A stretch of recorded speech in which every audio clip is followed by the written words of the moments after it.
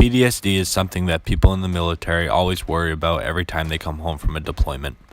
20 out of every 100 veterans from either Operation Enduring Freedom and Iraqi Freedom, 12 out of every 100 from Operation Desert Storm, and 15 out of every 100 from the Vietnam War currently suffer from post-traumatic stress disorder. Most people already know what PTSD is and what people who live with it go through, but were you aware that 50% of soldiers choose not to receive help? There are many different reasons for this, whether it be they feel receiving help is a sign of weakness, or they don't even realize they have PTSD in the first place. After conducting interviews with 2 current Massachusetts Army National Guard non-commissioned officers, I was able to get more information on what really goes on inside the head of someone with PTSD.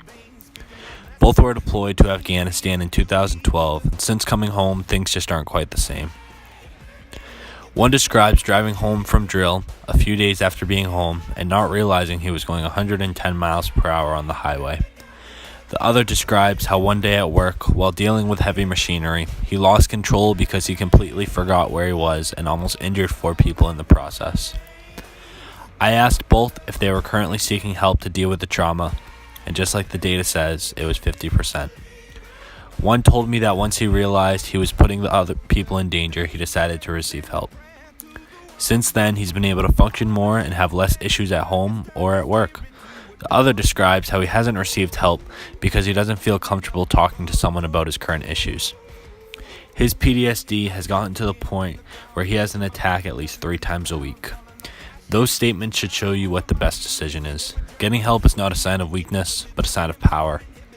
The ability to open up to someone you don't know is something that not every person can do.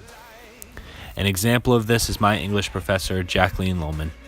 Her motto of going beyond limits is something that most people in the military can relate to. Professor Lohman is currently disabled and not able to walk. But with this, she has shown much courage by trusting people to carry her on their back so she can get to the top of a mountain. Something that most people in her situation would never be able to do. If you're suffering from PTSD, let receiving help from a medical provider be your mountain. Allow yourself to get the help that you need, and most of all, go beyond limits, not only for yourself, but your family and the civilians you swore to protect. The blood in my veins, oh, ooh.